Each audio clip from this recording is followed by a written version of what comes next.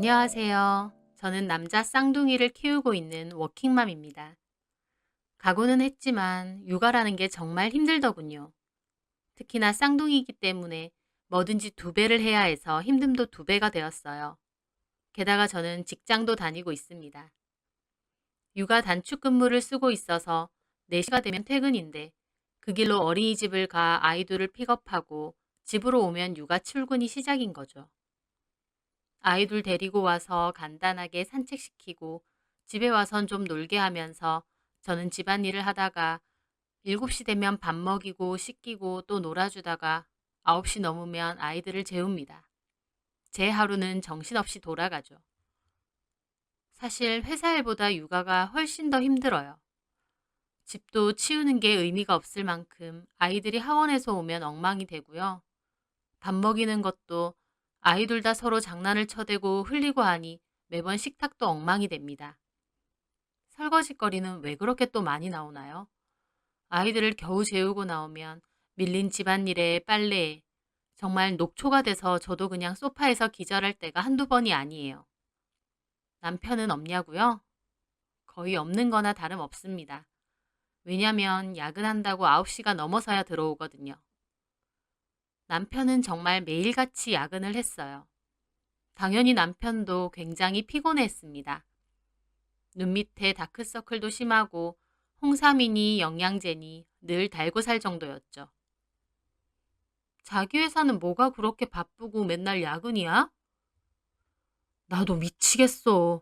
일은 넘치는데 시간은 없고. 남편은 그렇게 볼멘 소리를 자주 했습니다. 늘 피곤하고 피부도 까칠해 보여서 안쓰러운 마음도 많았죠. 물론 저는 일도 하고 육아에 살림까지 도맡아 하지만요. 그래도 저는 회사 일이 그렇게까지 많지는 않고 야근도 행사 있을 때 빼곤 거의 없거든요. 그런데 남편은 하루가 멀다 하고 야근을 하더라고요. 안쓰러운 마음도 있지만 한편으론 저도 너무 힘들고 속상했습니다. 아이 하나도 힘든데 둘 육아, 그것도 쌍둥이. 정말 엄마를 파먹으면서 아이를 키운다는 게 무슨 말인지 알 정도로 저는 매일매일 지쳐갔습니다. 아이들을 너무 사랑하지만 하루라도 온전히 저만의 시간을 보내고 싶을 정도로요. 남편과 육아를 조금이라도 같이 하면 저도 좀 숨을 돌릴 수 있을 것 같은데 남편은 매일같이 야근을 하니 모든 육아와 살림은 다 저의 몫이었습니다. 그래서 한 번은 아이들을 재워놓고 남편과 맥주를 마시며 말했어요. 자기야, 자기 이직 생각해 봐야 되는 거 아니야? 왜? 매일같이 야근이잖아. 말만 대기업이면 뭐해. 허구한 날 9시 넘어야 집에 오는 걸. 그렇긴 한데 이직이 쉬운 것도 아니고. 에이, 당신 학교도 좋은 데 나왔고 지금 회사도 오래 다녀서 경력도 괜찮잖아. 한번 알아봐. 사실 나도 너무 힘들어. 일에, 애 둘 육아에 살림에. 진짜 잠드는 게 아니라 거의 매일 기절한다니까? 많이 힘들지? 미안해. 내가 너무 바빠서. 당신도 노는 거 아닌데 뭐. 근데 자기 회사 너무 심해. 요새 그렇게 야근시키는 회사 별로 없다는데 당신네 회사는 당신밖에 일하는 사람이 없는 것 같아. 내가 좀 일찍 올 수 있게 해볼게. 미안해. 우리 조금만 더 고생하자. 애들 좀 크면 훨씬 나아질 거야. 아휴, 어느 세월에 다 키워. 그 전에 내 몸이 다 부서질 거야. 그러자 남편은 제 손을 잡더군요. 조금만 더 고생하자. 그래서 저도 남편 손을 꼭 잡아주었죠. 사실 남편도 하루 종일 회사에서 하루를 보내는 거니 이 사람도 많이 힘들겠다 싶었어요. 그래, 그래도 애들 보면 참 좋아 예쁘고 내 여유 시간만 좀 더 있으면 참 좋겠어. 주말에 내가 좀 볼 테니까 좀 쉬다 와. 친정 가든지. 그럴까? 좀 그래야겠어. 그렇게 남편과는 정답게 술자리를 가졌었죠. 서로 힘들어도 누가 더 힘든 애 탓하지 않고 내가 좀 더 고생한다는 마음가짐으로 살면 다 좋을 거라고 생각했습니다. 그런데요, 저는 예상치도 못하게 남편의 진짜 모습을 알게 되었습니다. 그 시작은 저희 기관으로 사무관 한 분이 발령을 오신 것부터였어요. 그분은 남편과 주말 부부로 지내다 다시 합치기 위해 지원해서 저희 기관으로 오셨다고 하더라고요. 그래서 환영회를 하면서 식사를 했는데요. 대화를 하다 보니 마침 그 사무관님 남편이 저희 남편이랑 같은 회사에 다니는 거예요. 반가워서 식사 후 커피도 한잔하며 이런저런 얘기를 했죠. 어머, 남편분도 그 회사 다니시는구나. 네. 원래는 제가 세종에 있으면서 주말 부부 했거든요. 그러다가 애기들 초등학교도 보내야 되고 주말 부부 너무 오래 한 것 같아서 다시 온 거예요. 아이들이 초등학교 들어가나 봐요. 큰애가요. 작은애는 아직 어린이집 다니고 있고요. 아휴, 박 사무관님도 많이 힘드시겠다. 육아 쉬운 사람이 어디 있나요? 일보다 더 힘들어요. 웃으면서 얘기를 하다가 제가 말했어요. 주말 부부셔서 아이는 혼자 다 보셨겠어요. 그렇죠. 남편은 혼자서 호시절 보내고 저만 고생했죠 뭐. 이제라도 남편한테 다 맡기려고요.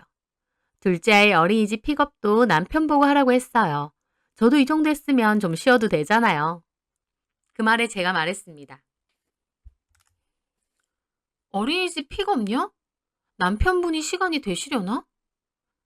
5시 마치는데 마치고 바로 가면 되죠. 그 말에 저는 의아하더라고요. 5시요? 퇴근이 5시라고요? 네. 그 회사 5시 정시 퇴근이잖아요.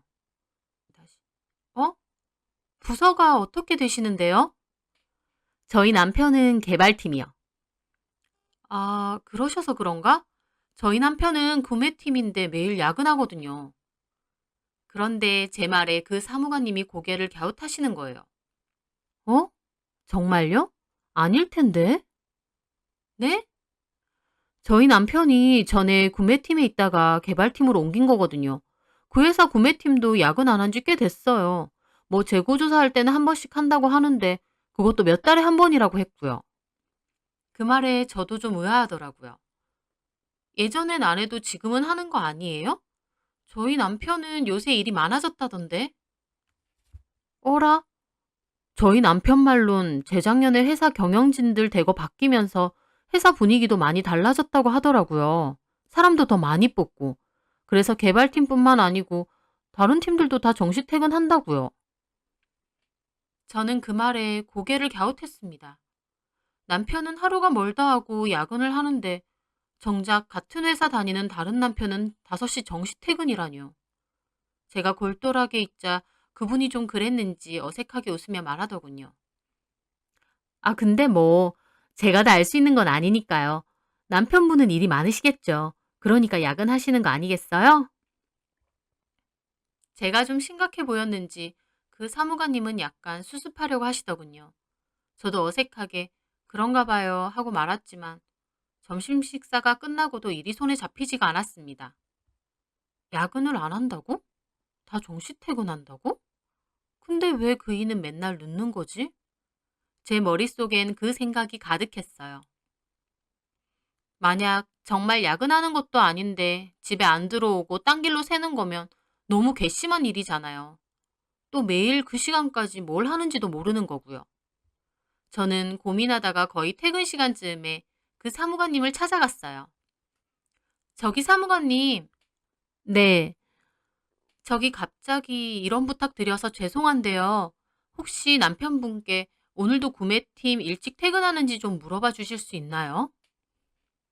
제 말에 사무관님은 약간은 당황한 얼굴이었어요. 그러더니 곧 고개를 끄덕이며 알겠다고 하시더군요. 감사합니다. 저는 그렇게 찜찜한 기분으로 퇴근을 하고 아이들을 픽업해서 집으로 왔습니다. 또다시 정신없이 아이들을 챙기고 있는데 그 사무관님께 문자가 오더군요. 주무관님, 아까 말씀하신 거요. 남편한테 카톡으로 물어봤는데요. 구매팀 올라가 보니 오늘도 다 정시 퇴근했다고 사람들 이미 다 나갔다네요. 저는 그 말에 머리가 띵했습니다. 왜냐하면 바로 좀 전에 남편에게 카톡을 보냈을 때 남편은 오늘도 야근이야. 이렇게 답장이 왔거든요. 저는 당장이라도 남편에게 전화해 지금 어디냐고 따지고 싶었습니다. 하지만 섣불리 그렇게 할 순 없었어요. 저는 머리가 너무 복잡해서 아이들과 놀아줄 정신이 없었습니다.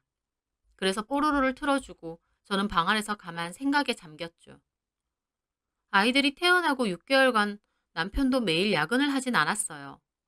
그땐 일찍 들어오는 날도 제법 됐는데 시간이 지날수록 거의 하루가 멀다 하고 야근을 하더니 나중에는 일찍 들어오는 날이 손에 꼽을 정도더군요.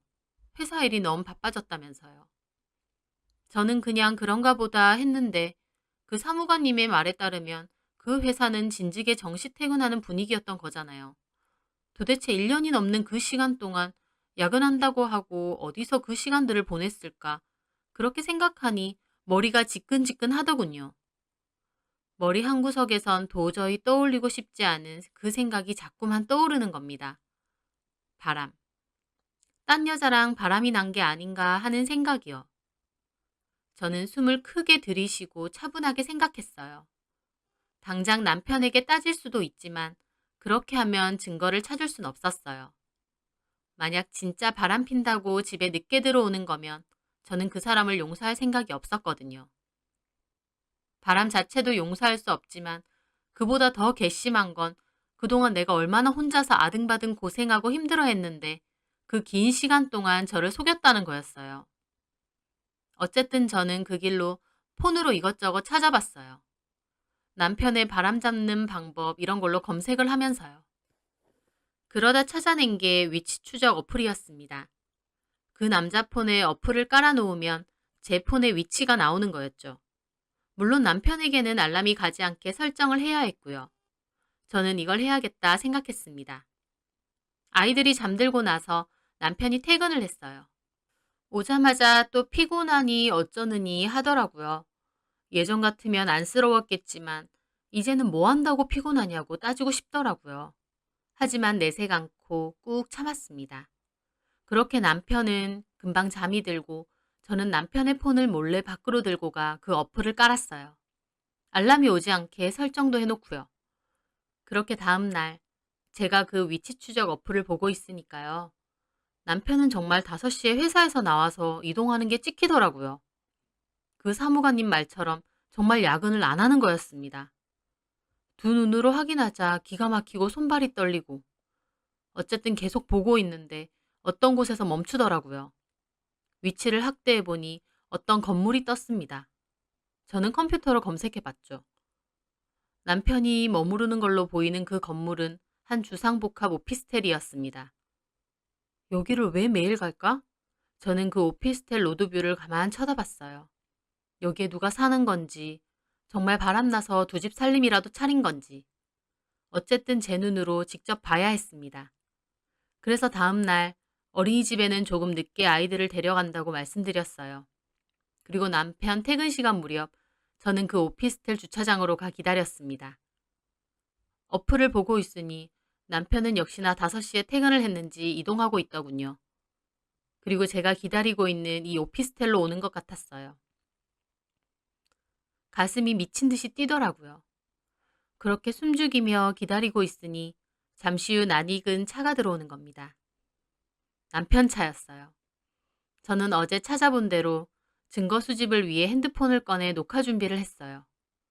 심장이 뛰고 손이 막 떨리더라고요. 멀리서 몰래 지켜보는데 남편은 차에서 내리지 않고 가만히 있었어요. 혹시 눈치챘나 싶어서 더 긴장되더라고요. 그런데 잠시 후 차 한 대가 더 들어왔고 그 차에서는 한 여자가 내렸어요. 그러니까 남편도 내리더니 그 여자에게 가더라고요.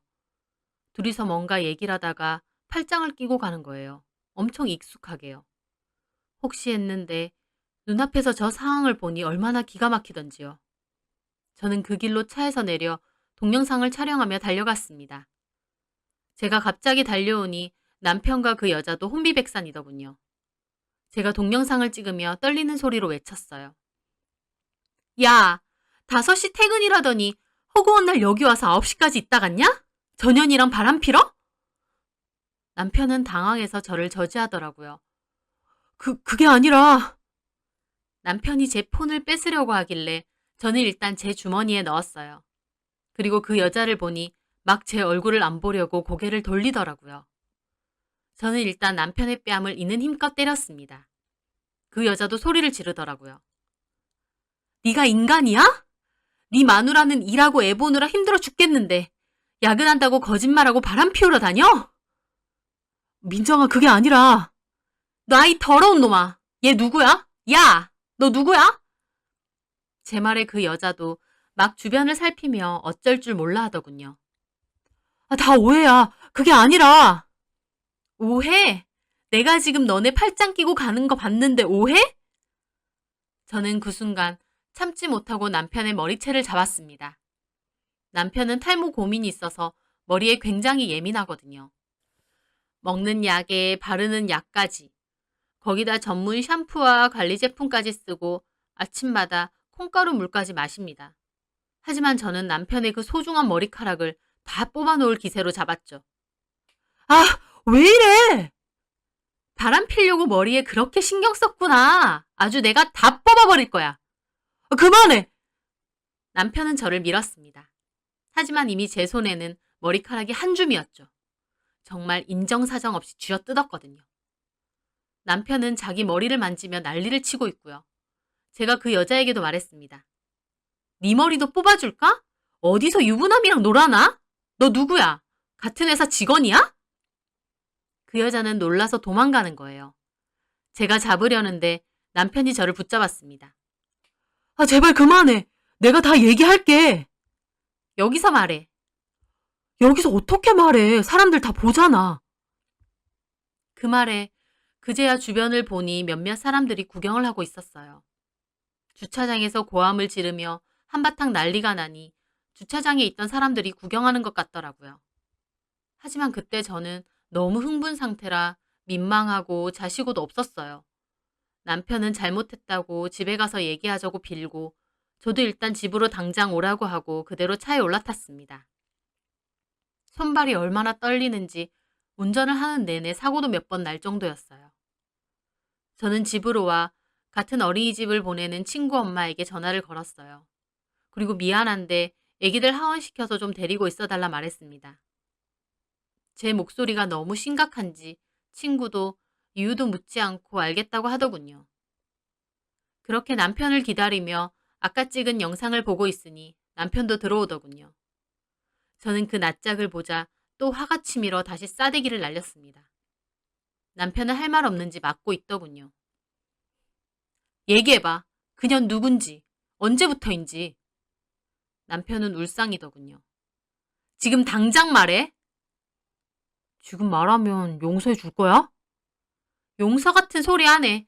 네가 저지른 짓이 있는데 용서해 주길 바래? 일단 얘기해.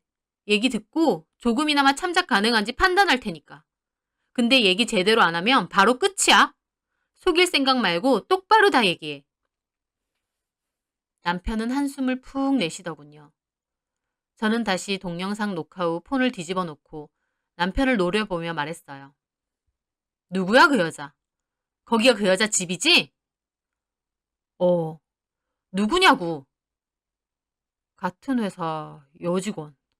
뭐? 와, 이것들이 진짜 언제부터야? 1년 조금 넘었어.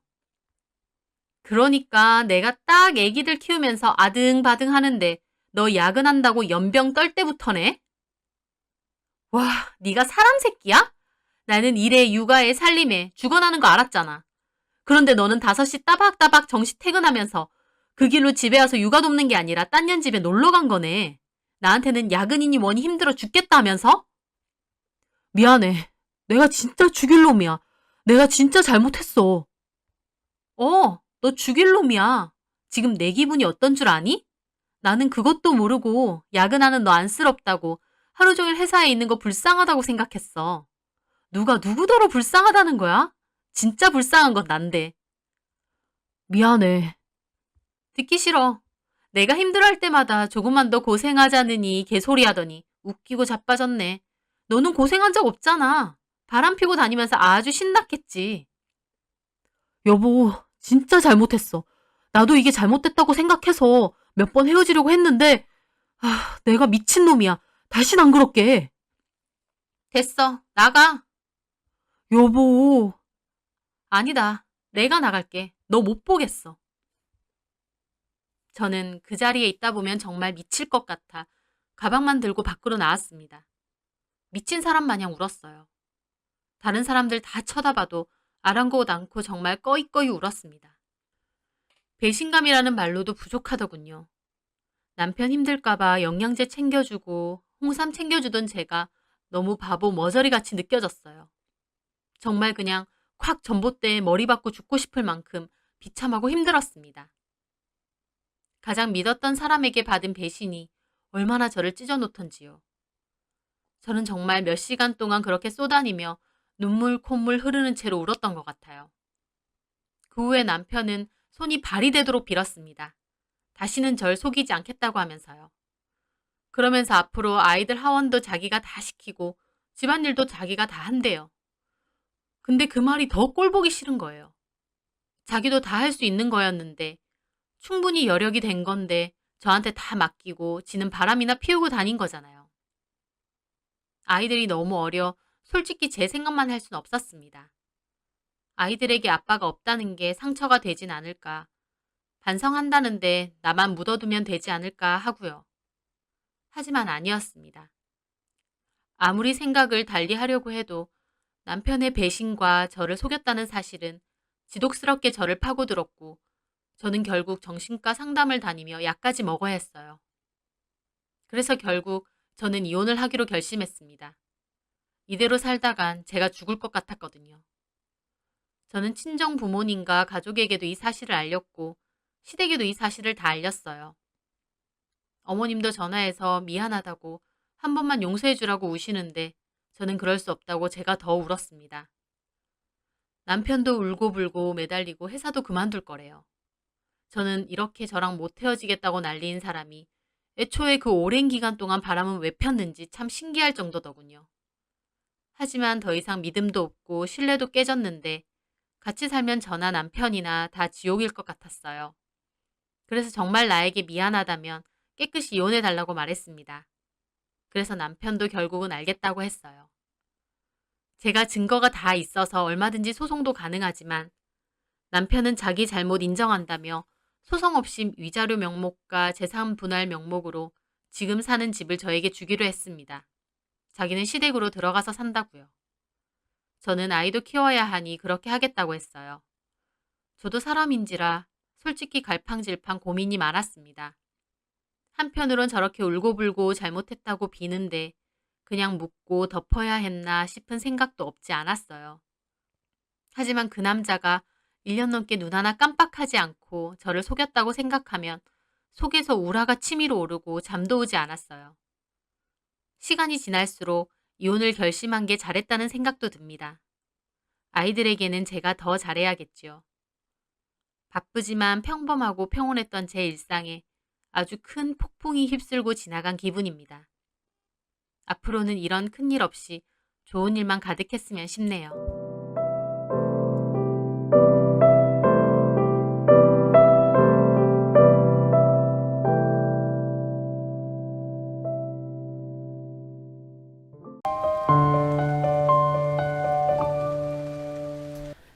안녕하세요. 저는 음악학원을 운영하는 30대 중반의 여자입니다.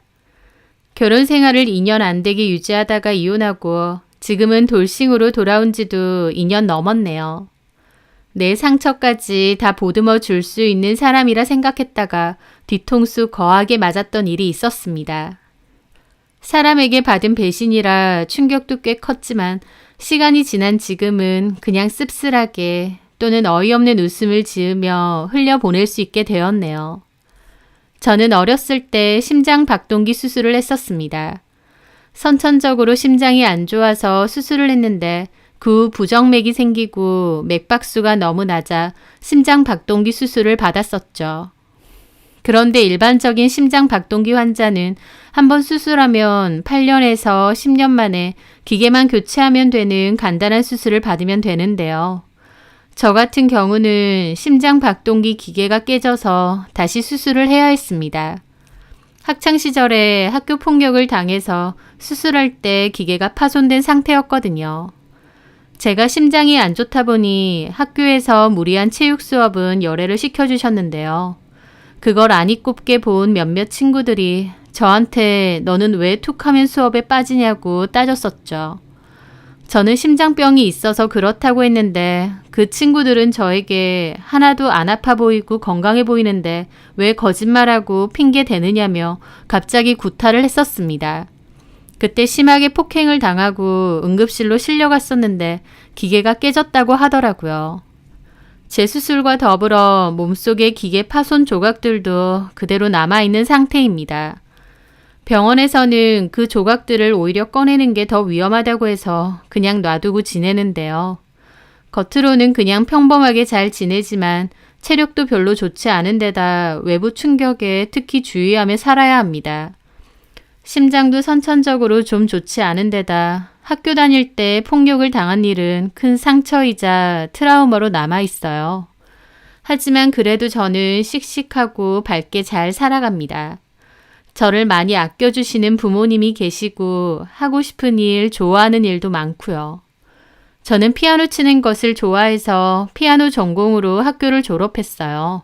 그리고 현재까지 제 피아노 학원을 운영하고 있습니다. 그러다가 친구의 소개로 그 남자를 만나게 되었습니다. 친한 친구와 제가 찍은 사진을 본 그 남자가 제가 자기 스타일이라며 소개시켜 달라고 친구를 졸랐다고 하더군요. 저도 대학교 때 잠깐 사귄 남자친구 말고는 연애 경험이 별로 없었던지라 가벼운 마음으로 소개를 받고 그 남자를 만나게 되었습니다. 그 사람은 성격이 쾌활하고 밝은 사람이었어요. 유쾌한 성격의 사람이라 저까지 덩달아 밝아지는 기분이었죠. 저도 그 남자에게 푹 빠지게 되었고 저희는 알콩달콩한 연애를 했습니다. 연애 초반에 제가 심장 박동기 수술을 했었고 학교 폭력으로 인한 재수술도 받았었다는 얘기도 했었어요. 남친은 저에게 수술과 힘든 일이 있었음에도 이렇게 잘 지내줘서 고맙고 기특하다고 하더라고요. 그리고 학창시절에 저를 폭행했던 그 아이들에 대해서는 저보다 더 분노하고 화를 내주었습니다. 누군가 내 마음을 자기 마음 마냥 이해하고 화내주고 공감해 준다는 게 참 기분 좋고 행복한 일이었어요. 그렇게 잘 지내왔고 저도 그 사람이 너무 좋았어요. 나이도 있는지라 결혼도 꿈꾸게 되었죠. 하지만 한 가지 걸리는 게 있었습니다. 바로 임신 문제였는데요. 제가 체력 자체도 굉장히 안 좋을 뿐더러 임신 자체가 몸에 무리가 많이 가기 때문이었습니다. 저도 아이를 좋아하고 사랑하는 사람 사이에서 아이를 낳고 싶기도 했죠. 하지만 제 몸이 일반적인 상태는 아니다 보니 임신하는 것은 좀 무리가 있겠다는 생각이 있었습니다. 그래서 남친에게 이 이야기를 했어요. 그랬더니 남친이 처음에는 자식을 꼭 보고 싶다고 아쉬워했습니다. 남친은 이세가 중요한 사람이라고 했기에 저는 오랜 고민 끝에 결국 헤어짐을 고했어요. 그 사람은 결혼도 빨리 하고 싶고 아이도 빨리 갖고 싶은 사람인데 저는 결혼은 할지언정 아이 낳는 것은 장담을 할 수 없는 상황이니까요. 그 사람을 너무 좋아했지만 또 좋아했기에 붙잡아 두는 것이 욕심이라고 생각했습니다.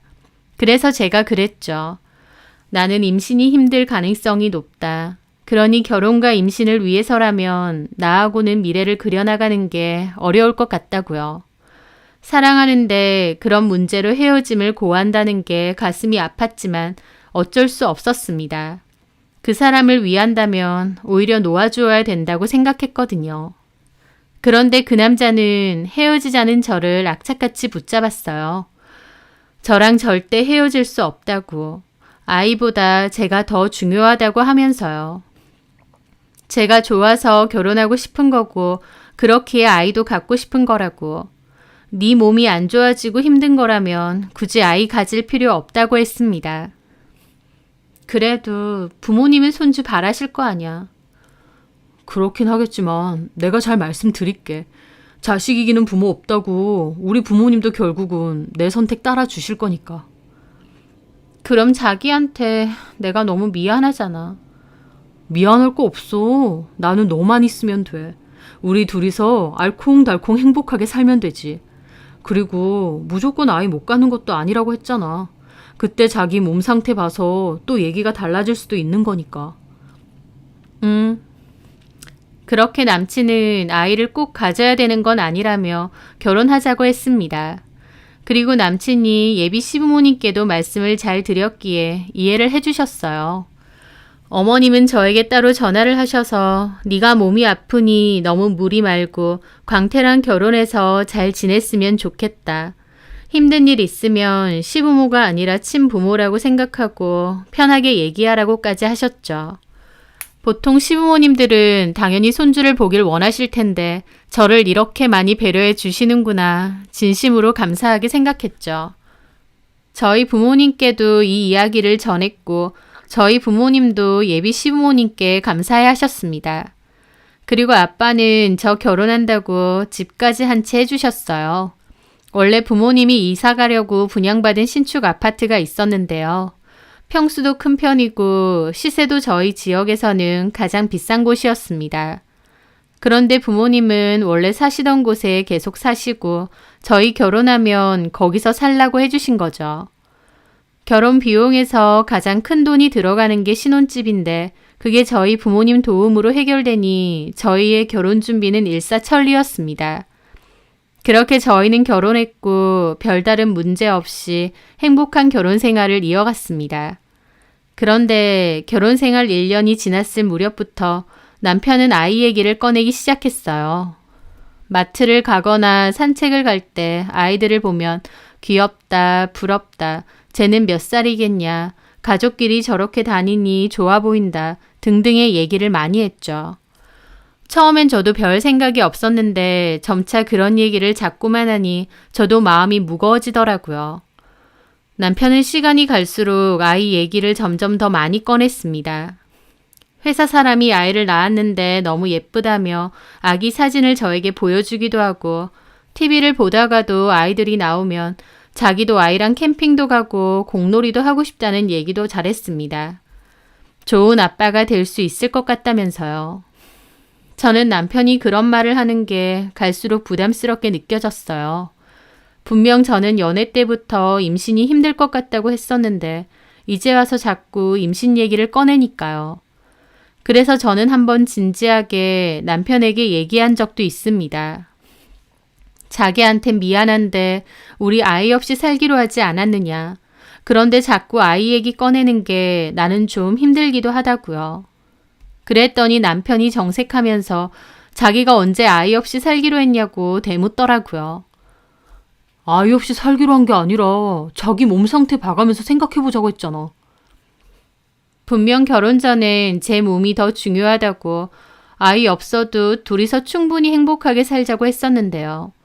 뒤늦게 자기는 그렇게 말하지 않았다고 말이 바뀌더라고요. 저는 남편의 달라진 태도가 속상하기도 했지만 또 한편으로 미안하기도 했습니다. 왠지 모를 죄책감까지 느껴졌죠. 그런데 제가 아이 얘기를 하는 게 힘들다고 말을 꺼내고 나서부터 오히려 남편은 좀 더 노골적으로 임신 얘기를 자주 꺼냈어요. 제가 분명히 불편하고 힘들다고 했음에도 불구하고 일부러 더 하는 것이었습니다. 그러더니 하루는 술을 잔뜩 먹고 와서 저에게 푸념까지 하는 겁니다. 자기는 자식을 가지고 싶고 아이 낳아서 부모님한테도 효도하고 싶대요. 부모님들도 대놓고 말은 안 해도 손주 갖고 싶어하는 마음이 큰데 우리가 소식이 없으니 얼마나 속상하시겠냐면서요. 자기도 자식 낳고 남들처럼 평범한 가정 이뤄서 살고 싶은데 자기가 그렇게 큰 욕심 부리는 거냐며 저한테 한탄을 하더라고요. 남편의 행동이 제 입장에선 서운하고 황당하기도 했습니다. 제가 임신은 힘들 수도 있으니 헤어지자고까지 했는데 그때는 붙잡아 놓고 이제 와서 왜 이렇게 저를 힘들게 하나 싶었죠. 제가 안 갖고 싶어서 안 갖는 것도 아니고 임신하면 위험할 수도 있어서 못 가지는 건데요. 결국 저는 남편과 함께 제 담당 주치의를 찾아가 임신 문제에 대해 물어보게 되었습니다. 의사 입으로 얘기를 들으면 남편도 마음을 달리 먹지 않을까 생각했던 거죠. 제 담당 의사 선생님은 제 임신에 대해서 회의적인 입장이셨어요. 임신하는 건 상관없겠지만 낳는 과정에서 너무 무리가 될 수 있고 또 어떻게 될지 장담을 할 수 없다고 하셨거든요. 제가 낳는 건 그렇다 쳐도 키울 때도 문제가 생길 수 있다고 했습니다. 제 수술 부위는 외부 충격에 특히 주의해야 하고 가방도 잘 멜 수도 없는데 아이를 낳으면 아이를 계속 안고 업고 해야 되잖아요. 그게 가능하겠느냐 하시더군요. 솔직히 현실적으로 아이를 낳고 키우는 게 저한테는 굉장히 힘든 일이었던 거죠. 출산 자체도 저한테는 너무 큰 무리고 육아도 마찬가지고요. 그런데 남편은 그 말을 듣고도 담당 의사 선생님께 그러더군요. 일단은 낳으면 어떻게든 키우니까요. 라고요. 그 말에 저는 너무 서운하더라고요. 저는 그 일로 남편과 또 다툼이 있었으나 남편은 여전히 아이를 낳고 싶다는 생각에는 변함이 없었습니다. 저도 남편의 이기적인 태도에 점차 지쳐갔고요. 그러다가 그 후에 명절 때문에 시댁에 가게 되었어요. 그런데 어머님까지 갑자기 저한테 물어보시는 거예요. 너네는 영 아이 소식은 없네. 준비는 하니? 라고요. 그 말에 저는 좀 벙쪘습니다. 분명 결혼 전에 제 몸 상태에 대해서 충분히 말씀드렸고 어머님 아버님도 알겠다고 하고 저를 받아주신 거잖아요. 그런데 모르는 것처럼 저렇게 물어보시는 겁니다. 저는 최근에 병원 주치의를 찾아가서 얘기했다며 제 몸 상태에 대해서 자세하게 설명해 드렸습니다. 제 얘기를 들으신 어머님도 아버님도 표정이 엄청 안 좋아지시더라고요. 분명 전에 말씀드려서 다 알고 있으실 텐데 왜 이러실까 저도 마음이 답답했죠. 어머님 아버님도 제 얘기를 듣고 난 뒤 기분이 안 좋아지셨고 저도 자불안석이었습니다. 몹시 불편한 분위기 속에서 명절을 보내야 했죠. 그런데 집에 돌아오는 길 한마디도 하지 않던 남편이 집에 오자마자 저한테 따지고 드는 겁니다. 아니, 엄마 아빠한테 그걸 굳이 다 얘기해야 돼? 임신 준비 안 하냐고 물어보시니까 당연히 솔직히 말씀드려야지. 그리고 어머님 아버님도 내 몸 상태에 대해서 아예 모르셨던 것도 아니잖아. 우리 엄마 아빠 계속 혼자 생각만 하셔. 근데 임신 못한다고 그런 식으로 말하면 어떡하냐? 우리 엄마 아빠 상처받는 건 생각도 안 해? 자기 진짜 너무한다. 내가 안 낳고 싶어서 안 낳아? 병원에서 내 상태 어떤지 다 들어놓고 왜 자꾸 임신 타령하면서 사람을 몰아붙이는데? 너는 왜 너 듣고 싶은 대로만 듣냐? 의사가 너 임신 안 된다고 절대 하지 말라고 그렇게 말한 거 아니잖아.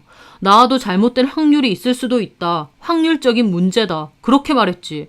무조건 잘못된다고 낳지 말라고 했냐고. 그러니까 당신 말은 내 몸이 안 좋아질 확률이 분명 있는데도 반드시 임신은 했으면 한다는 거야? 그게 아니라 무조건 안 된다고 한 것도 아닌데 왜 너는 지레짐작해서 안 낳을 생각만 하느냐고. 제일 문제가 뭔 줄 알아? 네가 낳을 노력조차도 안 하는 거야. 나나 우리 부모님도 이렇게 자식을 원하면 네가 아내로서 며느리로서 방법은 없는지 찾아보려고 노력이라도 해볼 수 있는데 너는 그런 것조차 안 하고 무조건 안 되는 쪽으로만 생각하잖아. 임신 그거 막상 해보면 아무것도 아니야. 내 주변에 잘만 임신하고 잘만 애 낳아. 둘이든 셋이든. 나는 요즘 시대에 애 낳다가 잘못됐다고 하는 얘기 거의 못 들어봤어.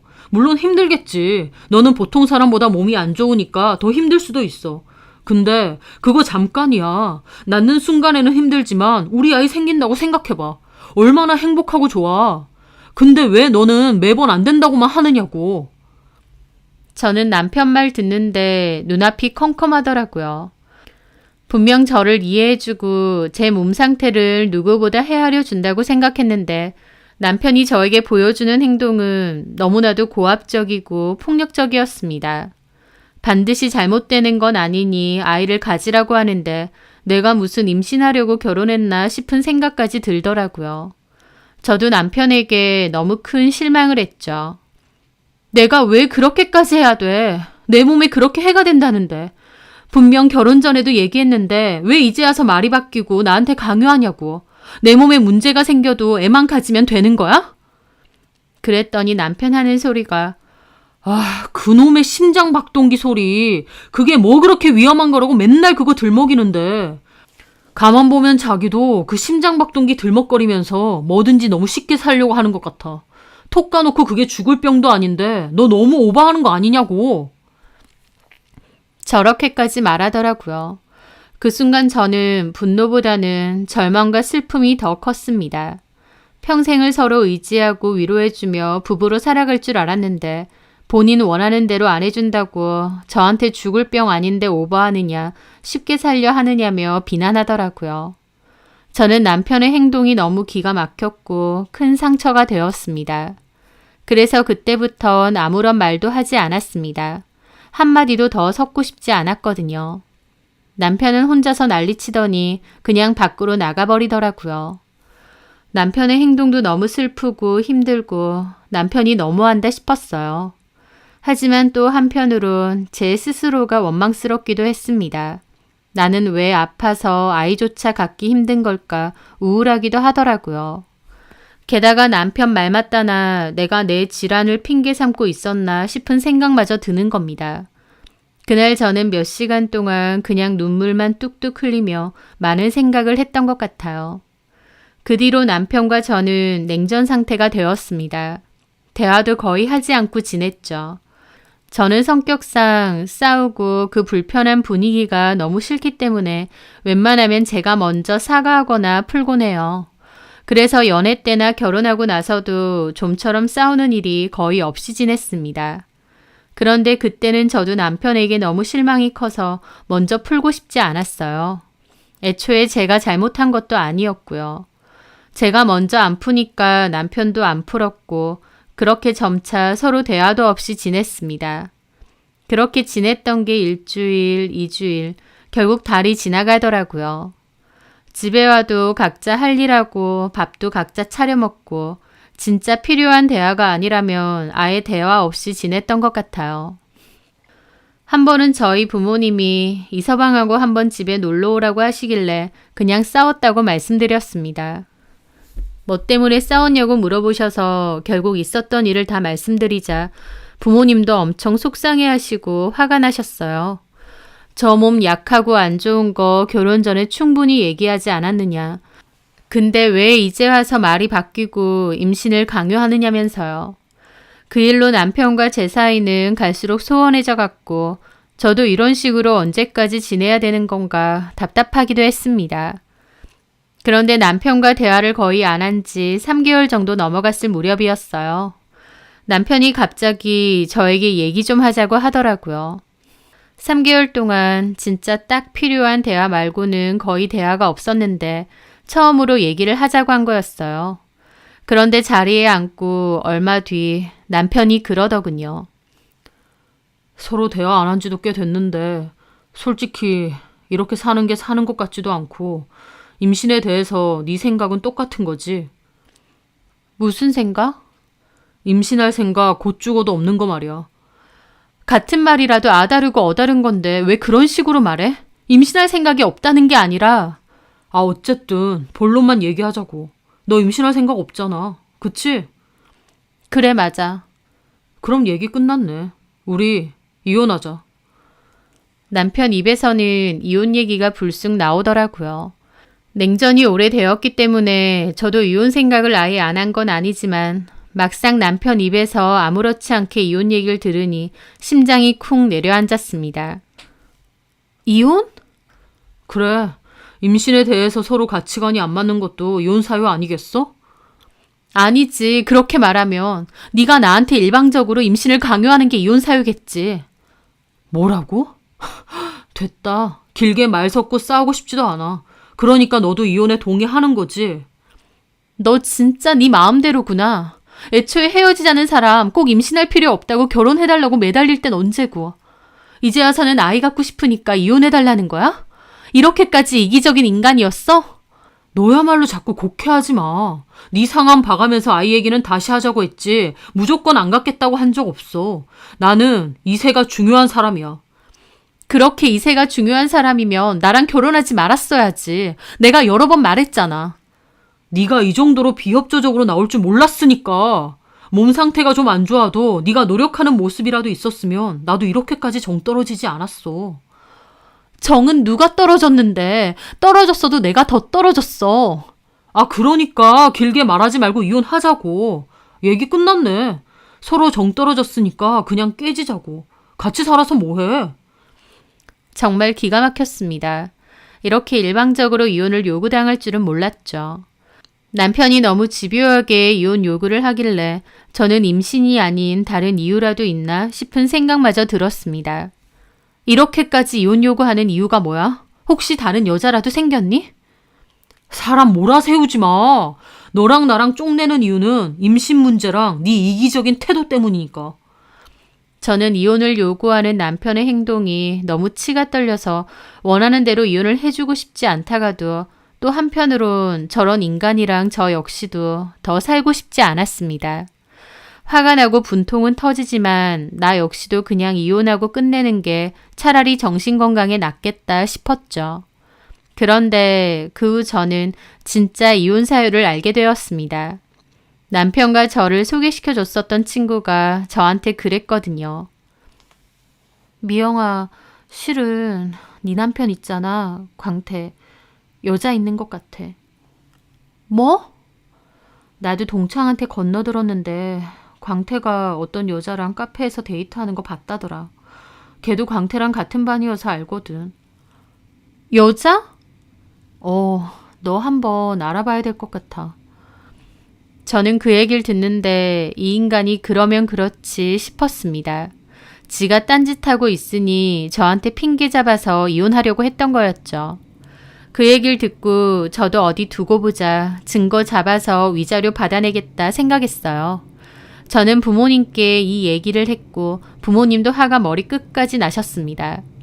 그리고 증거를 잡아야 되는데 뭘 어떻게 해야 할지 난감하더라고요. 그런데 마침 저희 아빠 아시는 친구분이 과거에 심부름센터 일을 하셨거든요. 지금은 손 떼시고 다른 일을 하시지만 믿을 만한 사람은 소개해 줄 수 있다고 하셨죠. 저는 그분에게 남편 직장이며 신상 정보를 넘겼고 2주 정도 뒤에 증거를 받을 수 있었습니다. 저희 남편은 애견용품 관련 사업체를 작게 운영 중이었는데요. 남편과 같이 일하는 친구 2명에서 3명이 회사 인원의 전부입니다. 작은 사업체인데도 단독 대표도 아니고 공동대표였던 거죠. 하지만 그 와중에 허세는 있는 편이라 사업한다며 차도 외제차를 타고 다닙니다. 그런 남편과 바람난 상대 여자는 20대 초중반으로 남편보다는 9살 어린 여자였어요. 9살이나 차이가 나는 유부남 아저씨를 만나는 거 보니 남편에게 돈이 좀 있는 줄 알고 착각하고 만나는 건 아닌가 싶더라고요. 둘이서 어디서 어떻게 만났는지는 모르겠지만 어쨌든 그 여자 집에도 남편이 자주 놀러가고 왕래가 잦다고 했습니다. 둘이서 만나는 증거 사진은 다 받았고요. 저는 그걸 토대로 위자료 소송 준비를 했습니다.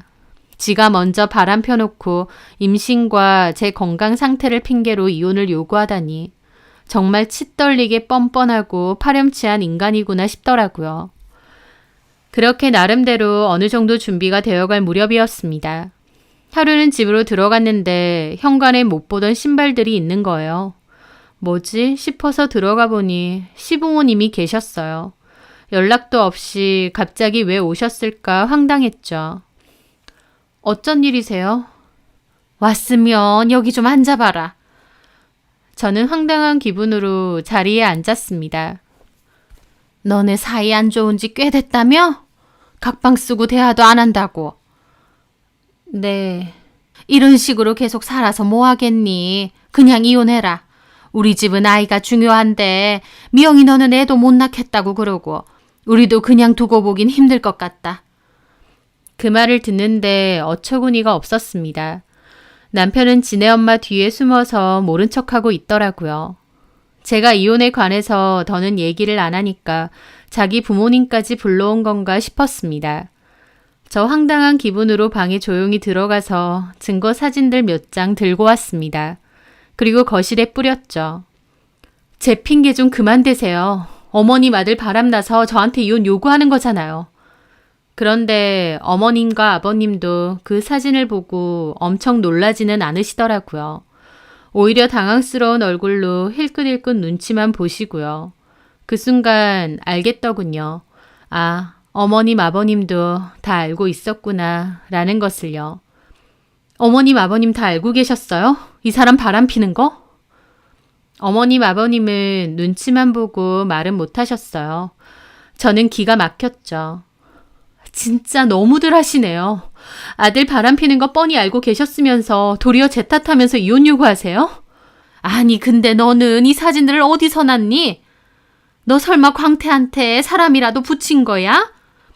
그게 중요한가요? 중요하지. 네가 뭔데 함부로 사람을 붙여? 네가 캥길 게 없으면 그게 뭔 상관이겠어. 근데 결국 네가 다른 여자랑 바람난 게 다 나오네? 네가 인간이냐? 어머님, 아버님도 그러시는 거 아니에요. 광태가 바람난 것도 알고 보면 결국 네 잘못이다. 네? 그게 무슨 말씀이세요? 얘는 얼마나 자기 자식 갖고 싶어 하는데 우리도 그렇고. 근데 너는 애 안 가질 거라고 했다며. 저 그 말에 소리 질렀습니다. 제발 그만 좀 하세요. 제가 일부러 안 가진다고 한 거예요? 제 건강 상태 때문에 임신은 어렵다고 몇 번이나 말씀드렸잖아요. 왜 이제 와서 몰랐던 것처럼 이러시냐고요. 얘가 어디서 소리를 질러? 깜짝아. 순한 줄 알았더니 이제 본성질 나오네. 야, 말이야 바른 말이지. 결혼을 했으면 임신하는 것도 되든 안 되든 노력이라도 해야 될 거 아니야. 네 그 심장 수술한 것만 들이밀면 끝이야? 애초에 심장 수술까지 한 하자 있는 며느리를 우리가 받아줬으면 고마운 줄 알아야지. 진짜 말도 안 통하고 지긋지긋하더라고요. 누가 받아달라고 했어요? 헤어지자는 저 붙잡은 게 이 사람입니다. 그리고 어머님, 아버님, 아들은 보란듯이 바람 폈잖아요. 그래요. 이혼해줄게요. 저도 저 사람하고 더 살고 싶은 생각 눈꼽만치도 없어요. 그런데 바람? 이건 아니죠. 저 이거 소송도 걸 거고 제가 아는 사람한테도 다 알릴 겁니다. 이혼을 해도 순순히는 못 해주죠. 알려. 누가 뭐래? 네가 뭐라고 해도 결국 네가 임신하기 싫다고 온갖 핑계대다가 결국 이혼하는 것뿐이야. 그래, 맞다. 네가 못 낳아준다고 한 그 아이 경희가 낳아준다고 했으니 우리는 그거면 됐다. 어머님이 그 말하시고 아차 싶은지 입을 틀어 막으시더라고요. 남편과 아버님도 놀라서 낭패스러운 얼굴이고요. 아, 그 여자가 임신까지 했구나 싶었습니다. 그래서 어머님이고 아버님이고 이토록 다 제쳐두고 이혼 노래를 부르시는구나 싶었죠. 임신했다고요? 그 여자가? 제 물음에도 조용하더라고요. 그러더니 어머님이 그래, 너는 하기 싫다고 했던 그 임신 경희는 했다. 이름까지 아주 친근하게 부르시네요. 벌써 며느리 다 됐나 봐요. 우리 입장에선 결국 손주 임신했다는 경희한테 마음이 더 쓰일 수밖에 없지 않겠니? 어련하시겠어요. 그래요. 아들 이혼시키고 재혼도 시키고 손주도 많이 보세요. 당신 이 집에서 당신 부모님 데리고 당장 나가. 뭘 나가? 바람 피더니 머리까지 돌대가리 됐니? 이 집 우리 아빠가 해준 집이야. 이런 쓰레기 같은 인간들인지 모르고 우리 아빠가 집까지 해주신 게 기가 막힌다. 뭐? 쓰레기? 너 말 다 있냐? 나가세요. 아들 데리고 나가시라고요. 야, 어디다 나가라 마라 그래? 저는 그 자리에서 저희 부모님께도 전화를 드렸습니다. 저희 부모님도 전화 받자마자 오시겠다고 했어요. 남편은 이혼할 건 맞지만 이렇게 사람 바로 쫓아내는 게 어디느냐고 따지고 들더라고요. 잠시 후 저희 부모님도 집에 도착하셨어요. 저희 아빠 들어오자마자 남편과 시부모님께 나가라고 이 집에서 썩 꺼지라고 했습니다. 어머님은 그 와중에 가정 가구는 우리가 해갔다 어쩌길래 아빠가 이깟 것들 당장 보내줄 테니까 이 집에서 꺼지라고 했죠. 그렇게 양가 부모님들 사이에서 소란이 있었고 결국 시부모님과 남편도 가정 가구 똑바로 보내라며 소리 지르며 나갔습니다. 저희 아빠는 다음날 용달 트럭 찾아서 짐 싹 빼서 시댁에 보내버렸고요. 그 일을 시작으로 본격적으로 이혼 진행과 상간소송도 진행했습니다. 저는 증거가 충분했고 게다가 상대 여자가 임신까지 한 상황이니 무조건 제가 유리했죠. 반면 남편 쪽은 제가 불법으로 사람을 써서 증거를 수집했다고 그걸로 고소를 할 거라고 했습니다. 저는 제가 증거 수집에 어려움을 겪다 보니 저와 아빠 아시는 분이랑 함께 미행하면서 증거를 수집했다. 어떤 금전적인 사례도 하지 않았다 주장했습니다. 당사자인 제가 외도 증거를 잡기 위해 같이 미행을 하는 것은 불법이 아니었기에 다행히 참작이 되어서 남편의 고소권은 없던 일로 처리가 되었습니다. 이혼은 협의로 진행했고 위자료 소송만 진행했기에 다행히 짧은 소송 끝에 판결문과 위자료를 받고 소송도 끝내게 되었습니다. 이혼하고 나서는 남편에 관한 이야기는 듣고 싶지도 않아서 일부러 안 들으려고 차단을 했었어요. 제 주변 친구들한테도 남편 얘기는 그냥 하지 말라고 했고요. 그렇게 저는 이혼 후 다시 원래의 제 삶으로 돌아왔습니다. 집도 부모님이 저보고 그냥 살라고 하셔서 남편만 없다 뿐이지 저 혼자 계속 살았고요. 남편과의 이혼 때문에 한동안 마음이 많이 힘들었지만 막상 끝나고 나니 아무렇지 않더라고요.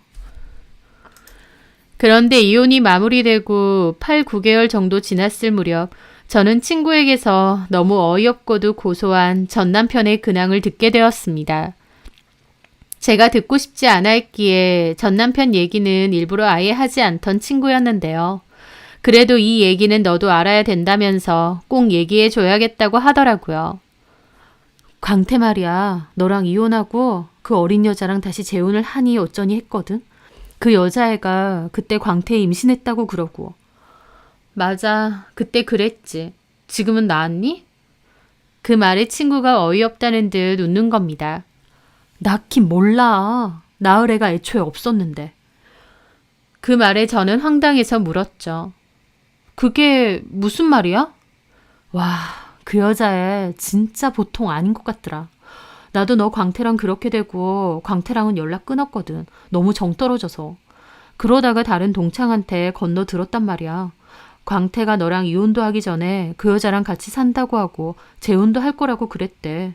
그런데 그 여자애는 광태가 사업한다 그러고 차도 비싼 차 타고 다니고 또 집도 좋은 데 살았잖아. 너네 신혼집 말이야. 거기 되게 비싼 데였잖아. 그랬지. 아빠가 나 결혼한다고 살라고 하신 집이었으니까. 그러니까 그 여자애도 광태네가 제법 잘 사는 줄 알았나 봐. 그 집도 광태네 집인 줄 알았던 모양이고.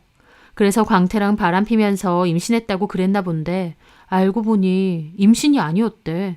임신도 아닌데 임신이라고 거짓말했던 거지. 정말? 그 여자의 말로는 자기도 임신인 줄 알았는데 아니었다고 그랬다는데 내가 보기엔 아니야. 애초에 뻥쳤던 것 같아. 광태계가 임신 가지고 이혼 한 해 만에 하니까 지가 임신했다고 한 것 같아. 근데 막상 광태 이혼하고 꼬라지 보니까 별 볼 일 없잖아. 그 외제차도 리스라며? 맞아. 게다가 광태하는 사업도 그냥 그렇잖아. 맞아. 그냥 직장 다니는 월급보다도 못 벌 때가 많았으니까. 그러니까 광태 걔가 별 볼 일 없는 거 눈치채고는 그 여자애도 바로 마음 바꿔 먹었나 보더라고. 사실 애 없었다고, 임신 안 했었다고 폭탄 던지고 연락 두절됐대. 광태랑 광태네 부모님은 새 며느리라고 그 여자애 사는 집세까지 해줬다는데 그거 싹 들고 도망갔다던데? 친구가 해주는 말은 너무 놀랍고 믿을 수가 없었습니다. 저는 벙찐 채로 듣고 있다가 물었죠. 그 여자는 도대체 뭐야? 모르지. 꽃뱀인지 뭔지. 근데 그 여자도 진짜 골 때리지 않냐? 골라도 광태 같은 애를 골라. 그 얘기를 듣는데 너무 황당하고 전 남편이 어리석게 느껴졌습니다. 진짜 어이없네. 근데 있잖아. 진짜 황당한 얘기는 따로 있다? 이것보다 더 황당한 얘기가 있다고? 뭔데? 광태 무정자증이래. 뭐? 저는 그 내연녀 얘기보다 이 얘기에 더 놀랐습니다. 전 남편이 사실 무정자증이라는 거예요. 그게 무슨... 뭐 때문에 한 건지는 모르겠는데 광태계가 그 여자애한테 뒤통수 맞고 나서 검사를 했었다고 하더라고. 근데 정자수가 거의 없고 무정자증이래. 광태 걔는 지가 무정자증인 줄도 모르고 너한테 그렇게 임신 타령했던 거지. 너무 어이없지 않니?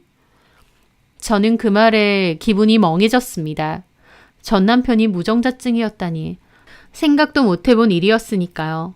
확실한 거냐고 물어보니 친구도 정확히는 모르겠는데 전 남편이 무정자증 판정받고 술 먹고 다른 친구한테 하소연을 했었다고 하더라고요. 그러면서 저랑 헤어진 것도 후회를 하더랍니다. 자기가 애초에 씨 없는 수박인 줄도 모르고 그렇게 임신 타령하다가 그런 꽃뱀 같은 여자한테 당하고 이혼하고 돈까지 털린 상황이니까요. 그렇게 아이 갖고 싶다고 이세를 원한다면서 제 몸 상태 가지고 비난하고 부담 주고 사람 피말렸는데 정작 본인 몸 상태는 더더욱 임신을 하기 힘든 상황이었던 거죠. 만약 전 남편이 그 사실을 미리 알았더라면 저를 위해서 임신을 포기한 척 착한 남편인 척하며 속이고 살았을 것 같습니다. 저는 그걸 마냥 고마워하며 살았을 테고요. 그렇게 생각하니 너무 소름 끼치더라고요. 친구는 진짜 고소하지 않느냐고 하는데 저는 너무 황당해서 처음엔 아무 생각도 못했어요. 그러다가 시간이 지나고 보니 전 남편 꼬라지가 너무 우습고 그제야 고소하다 싶더라고요. 결혼 전과 후가 너무나도 달랐던 그 남자.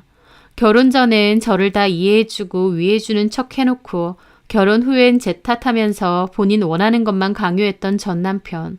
지가 지발등 제대로 찍은 것 같습니다. 이세를 가질 수 있는 몸도 안 되면서 그토록 임신 타령했던 게 생각할수록 우습기만 하고요. 저만 있으면 된다며 사탕 발린 소리 하다가 결혼하고 나선 지 멋대로 저를 휘두르고 후려쳤던 그 인간. 더 길게도 안 살고 쫑을 낸 것이 얼마나 잘한 일인가 싶습니다. 아이도 좋지만 저는 제 몸, 제 건강도 너무 중요합니다. 제 몸이 건강하고 튼튼해야 아이도 잘 기를 수 있는 건데 저를 무슨 애 낳는 기계 취급하며 몰아붙였던 전 시댁과 전 남편. 그렇게 노래 부르던 이세는 아마 힘들 것 같으니 정신 차리고 살길 바랍니다. 제 사연 들어주셔서 감사합니다.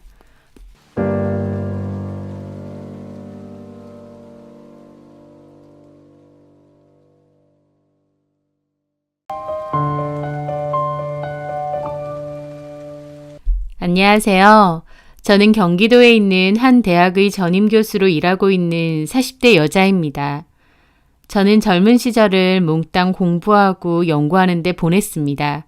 그리고 30대에 조교수로 임용이 되어 현재는 전임 교수로 일하고 있죠.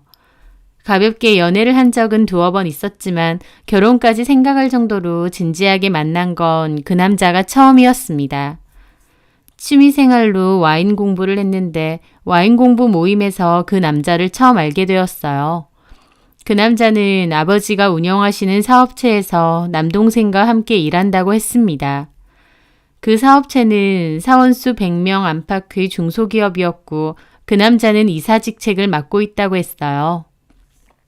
과묵해 보이면서도 젠틀한 사람이었고 나이도 비슷하고 와인이라는 공통의 관심사도 있었기에 금방 가까워지게 되었고 만나게 되었습니다.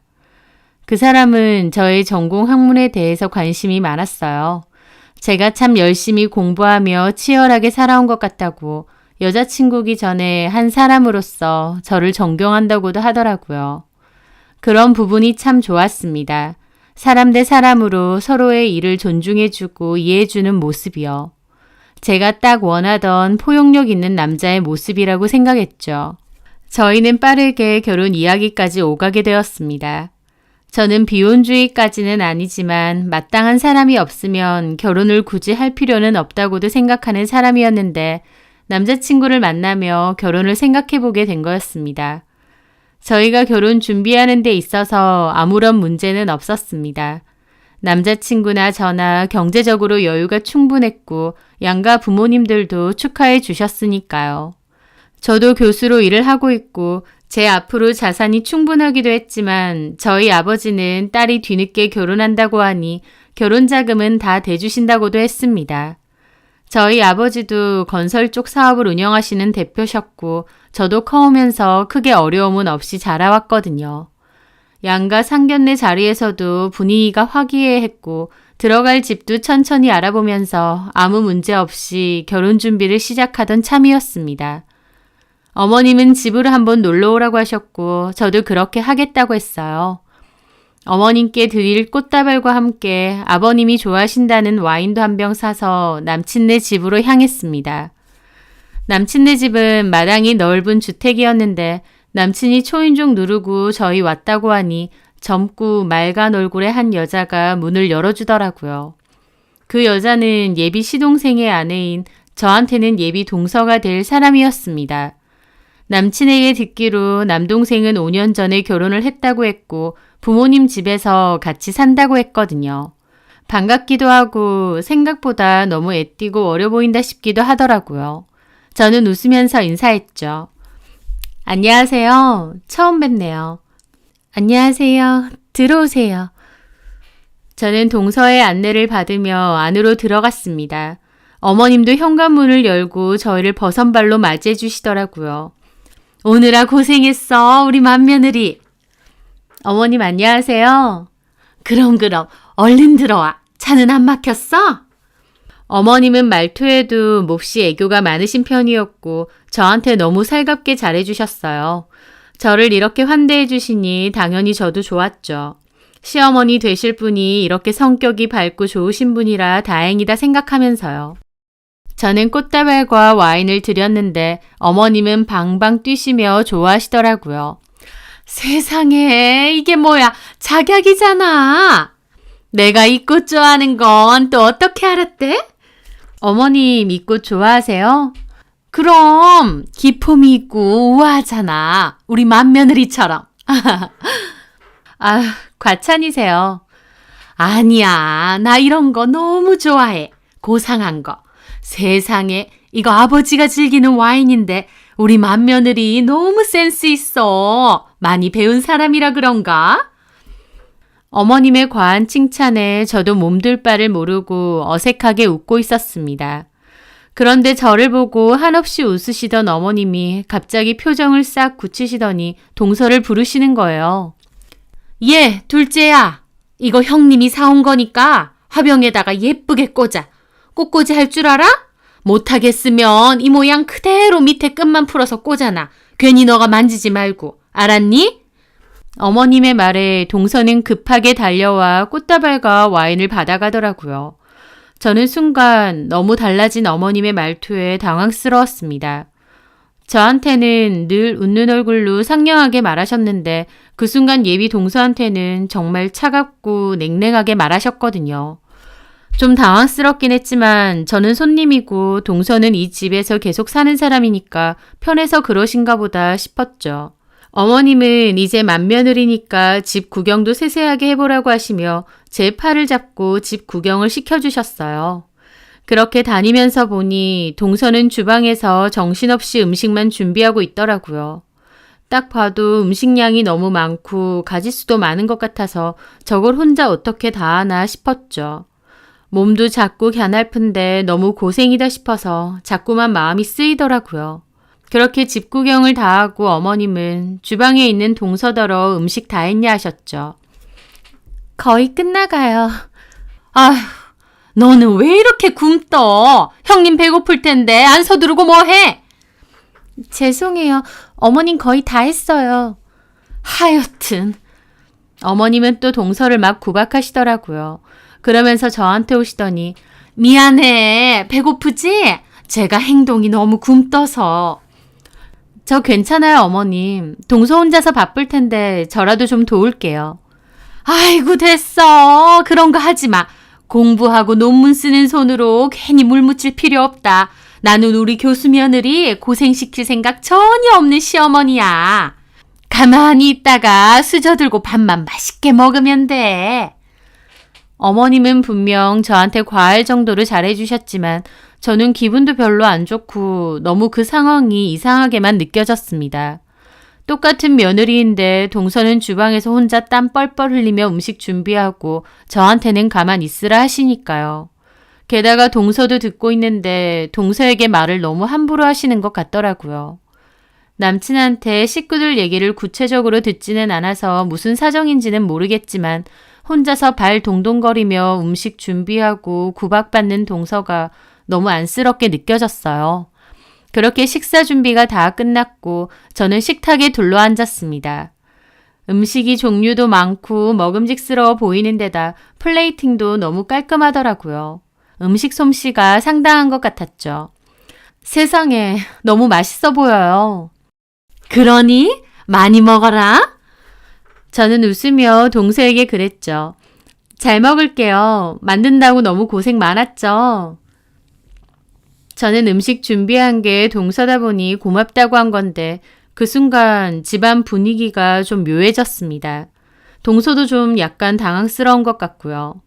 어머님은 약간 굳은 표정으로 제가 뭘 그렇게 했겠어. 내가 재료 다 사다 놓고 쟤는 그냥 굽고 지지기만 한 거야. 아, 어머님이 재료 다 준비하셨어요? 잘 먹을게요. 그래, 많이 먹어. 우리 맏며느리 주려고 내가 백화점 식품관 가서 특등급 한우에 전복에 다 사온 거니까. 네. 참 이상하다고 생각했습니다. 불 앞에서 동서 혼자 내내 땀 흘리며 고생해서 음식을 했는데 그 누구도 고맙다는 말도 없이 당연하게 식사를 하더라고요. 저도 뭐지 생각하며 일단 식사를 하는데 또 이상한 게 있었어요. 동서가 같이 식사를 안 하는 거였습니다. 처음에는 숭늉 만든다고 서 있는 줄 알았는데 숭늉 다 하고서도 애꿎은 주방 정리만 하면서 안 오는 거예요. 그래서 제가 불렀죠. 저기 동서 얼른 와요. 국 다 식어요. 그런데 제 물음에 또다시 분위기가 좀 이상해지더라고요. 아휴, 신경 쓰지 말고 얼른 먹어. 동서도 먹어야죠. 저는 괜찮아요. 먼저 드세요. 아니에요. 음식 만든 사람이 안 먹으면 어떡해요. 얼른 오세요. 쟤는 신경 쓰지 말고 먹어도 돼. 나중에 알아서 먹어. 나중에요? 왜요, 굳이? 여기 음식 따뜻할 때 같이 먹으면 되는데. 아휴, 우리 맏며느리 잔정도 많네. 그런데 옆에서 남친도 아무렇지 않게 그러는 겁니다. 자기야, 신경 쓰지 마. 재수 씨는 나중에 먹으면 돼. 자기 먼저 먹어. 저는 그 순간 남친도 너무 이상해 보이더라고요. 다 같은 한 식구고 심지어 음식 준비까지 한 사람인데 저렇게 멀뚱히 세워놓고 아무렇지 않게 식사를 한다니요. 그 집은 그게 당연해 보였습니다. 저는 이게 뭔가 싶으면서도 일단은 더 이상 말하지 않고 식사부터 했습니다. 음식은 분명 맛있었지만 그 분위기와 상황이 너무 이상한 데다 동서도 신경이 쓰여서 밥을 코로 먹었는지 입으로 먹었는지도 모르겠더라고요. 식사 끝나고 나서 저희는 거실로 자리를 옮겨 차를 마셨는데 그때까지도 동서는 내내 주방에만 있었어요. 다른 사람들은 둘째치고 동서의 남편인 예비 시동생까지도 그게 아주 당연하다는 듯 구는 겁니다. 자기 와이프는 밥도 못 먹고 주방에서 내내 설거지하고 치우고 있는데 남편이라면서 신경도 안 쓰고 있었던 거죠. 저는 참다 못해 자리에서 일어났어요. 어디 화장실? 저쪽으로. 아니요, 어머님. 동서 혼자 너무 일이 많은 것 같아서 저도 좀 거들어 주려고요. 제 말에 어머님은 좀 표정이 안 좋으시더라고요. 아휴, 왜 그래 자꾸. 손님으로 왔으면 편하게 있어도 된다니까. 그렇긴 한데 동서는 아직 밥도 못 먹었고 그 순간 어머님이 갑자기 제 말을 확 자르시더니 동서한테 소리를 빽 지르시는 겁니다. 야! 너 그거 그만하고 밥 먹어 빨리! 그 말에 동서도 당황하며 아, 이것만 하고요 라고 작은 소리로 말하더라고요. 그거 나중에 하고 밥이나 일단 먹으라고! 네. 저는 너무 놀라 벙쪄 있는데 어머님이 다시 웃으며 저한테 그러시는 겁니다. 쟤 이제 밥 먹는단다. 신경 쓰지 말고 여기 차 좀 더 마셔봐. 이게 김해 장군 차인데 깔끔하고 맛있어. 분명 남친네 가족들은 저에게 몹시 잘해줬지만 저는 그 상황이 너무 불편했습니다. 무슨 이유인지 모르겠지만 어머님이 제 눈앞에서 분명히 사람을 가리면서 대하시는 게 너무 보였기 때문이었죠. 게다가 그런 행동을 남친 포함 다른 시댁 식구들도 당연하게 생각했고요.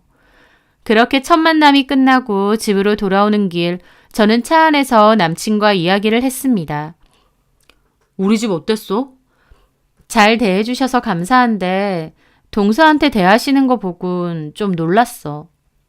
뭐가? 동서는 식사도 같이 안 하고 동서한테 말도 좀 너무 함부로 하시는 게 아닌가 싶기도 하고. 난 또 뭐라고. 엄마가 재수 씨를 그렇게 좋아하지 않아. 왜? 그냥 우리 집이랑 수준 차이도 안 맞고 성에 안 차서. 원래 내 동생도 결혼 생각해뒀던 여자가 있었거든. 부모님하고도 잘 아는. 근데 재수 씨는 우리 회사 알바생이었는데 내 동생이랑 언제 정분이 난 건지 재수 씨가 애를 덜컥 가진 거야. 애를? 그래서 결국 원래 결혼하려던 집안이랑은 파토나고 내 동생도 재수 씨랑 결혼하겠다고 난리쳐서 결국 부모님이 포기하고 결혼시킨 거지. 근데 그 와중에 애는 결국 유산됐어. 그러니까 우리 엄마 입장에선 더 싫은 거지. 애 때문에 결혼 허락해준 건데 애는 없어졌고 눈에 가신 거야. 듣고 있는데 어이가 없더라고요. 회사 다니는 어린 아르바이트생을 아이까지 갖게 한 것도 어머님 둘째 아들이고 결혼시켜달라 떼쓴 것도 둘째 아들이잖아요. 근데 왜 애먼 동서만 그렇게 미워하고 구박하시는지 이해가 안 되더라고요. 결혼하고 같이 살았는데 학교도 고등학교밖에 안 나왔고 재수 씨는 친정도 엄청 가난해. 아버지 한 분 계신다는데 직업도 변변찮은 것 같고 그러니까 우리 엄마가 오죽 마음에 안 들어 하겠어? 그래서 대놓고 그렇게 구박하시는 거야? 에이, 구박까지는 아니고 그냥 엄마가 좀 마음에 안 드는 거 플러스 살림하고 가르쳐 주는 거지. 워낙 뭘 모르잖아, 못 배웠고. 집에 엄마도 안 계신다니까 살림 이런 거나 똑바로 배웠겠어? 저는 저런 말을 아무렇지 않게 하는 남친을 보고 속으로 경악했습니다. 제가 남친과 결혼까지 생각한 건 속이 깊고 차분하고 진중해 보여서인 게 컸어요. 그런데 동서가 집이 가난하고 학력이 고졸이라고 무시하는 발언을 아무렇지도 않게 하더라고요. 부끄러운 줄도 모르고요. 남친한테도 실망이고 남친네 집 분위기도 제가 생각한 것과 너무 달라 복잡한 기분이 들었죠. 그리고 동서도 너무 짠해 보였습니다. 나이도 어려 보이는데 그렇게 대놓고 무시하는 집안에서 얼마나 외롭고 서글플까 싶었죠. 하지만 남친의 말 맞다나 저한테는 몹시 잘해주셨고 제 상황만 보자면 문제는 없었습니다. 저는 뭔가 찜찜한 기분을 뒤로하고 그 뒤에 있던 예비 시아버지 생신을 축하하러 집에 또 들르게 되었죠. 역시나 동서 혼자 진땀 흘려가며 많은 음식을 만들고 있었어요. 저는 이번엔 바로 옷 벗어놓고 주방으로 들어가 일을 도왔습니다. 그 모습에 어머님은 첫째야, 너 뭐해? 저도 좀 거들게요. 어차피 동서가 다 해놔서 그냥 차리는 것만 좀 도우려고요. 됐다니까. 제가 알아서 다 해. 간단한 건데요, 뭐. 제 말에 어머님은 더 이상 말은 못하고 애꿎은 동서만 노려보시더라고요. 동서도 눈치를 보며 음식만 만들고 있고요. 어머님은 그렇게 자리를 뜨셨어요. 나이도 어린데 어쩜 이렇게 손끝이 야무져요? 음식도 너무 맛있던데. 아니에요. 맛있게 드셨다니 다행이에요. 음식 솜씨는 타고나나 봐요. 나는 해봐도 잘 안 되던데. 잘하실 것 같은데. 다음에 좀 가르쳐 줄래요? 필요한 거 있으시면 제가 해드릴게요. 됐어요. 나 먹을 건 배워서 내가 하면 되는데요. 이거 다 됐으면 이제 갖다 놓으면 되죠? 그런데 동서가 좀 우물쭈물하더니 저한테 그러는 겁니다. 저기 형님이라고 불러도 되죠? 그럼요. 비록 결혼은 안 했지만 나도 동서라고 이미 부르는데요, 뭐. 저번에 저 챙겨주셔서 감사해요. 그때 말씀드리고 싶었는데 기회가 없어서. 동서는 그렇게 말하며 웃는데 그 모습에 제 마음이 왠지 아프더라고요. 결국 같이 밥을 먹은 것도 아니었는데 얼마나 이 집에서 외로웠으면 편들어 준 걸로 저렇게 고마워할까 싶기도 했죠. 동서, 내가 이런 말 하는 거 주제 넘을 수도 있는데요. 어머님이 동서한테 함부로 대하면 동서도 참지 말고 할 말 하는 게 어때요?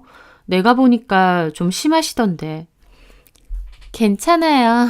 처음엔 좀 그랬는데 이제는 그러려니 해요. 그러려니 하면 안 되죠. 동서가 상처받잖아요. 어머님이 저 마음에 안 들어 하시는 것도 이해는 돼요. 저희 남편도 원래 엄청 부잣집인 여자랑 결혼하려고 했었다는데 제가 성에도 안 차실 것 같고. 그게 뭐 동서만의 잘못인가요? 약혼자 있는데 동서한테 찝쩍거린 도련님 잘못이죠. 어쨌든 모자란 저 마음에 안 들어 하시는 것도 이해돼요. 동서는 자신감 없는 모습으로 저렇게 말하더라고요. 저는 그런 동서가 짠하기도 하고 답답하기도 했습니다. 오랜 시간 이 집에서 무시당하다 보니 동서 스스로도 자신이 그럴만하다고 생각하는 것 같았죠. 저는 동서에게 말했습니다. 동서, 내가 동서를 몇 번 본 적은 없지만 내 보기에 동서 전혀 모자라지 않아요.